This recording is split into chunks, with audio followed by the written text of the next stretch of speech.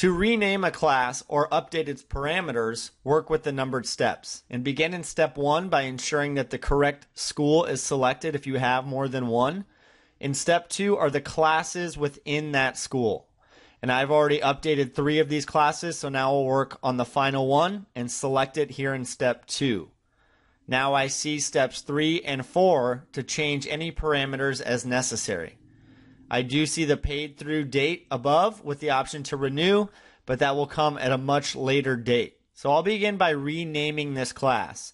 And you can see I have 2 fields here. One is for what staff will see within MRX. The other is what parents or the school community will see on reports.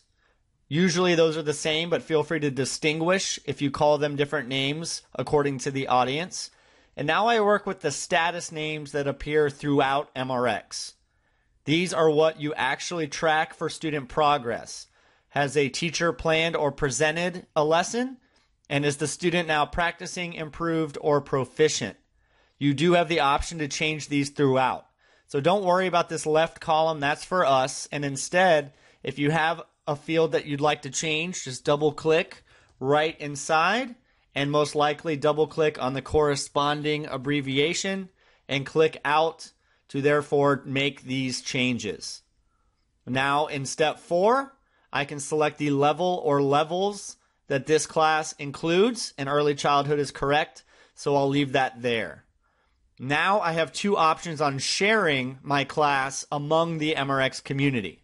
I can give permission for the lessons in this classroom to be viewable and copyable by any other MRX teacher throughout the world, as well as conference report designs according to these lessons.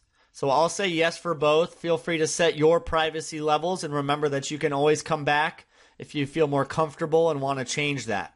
But whatever changes you make, now we look to the very lower right corner for the red save button. Go ahead and click there.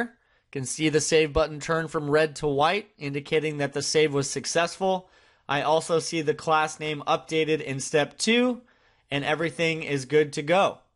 Feel free to do this for the rest of the classes and move on to the next setup phase.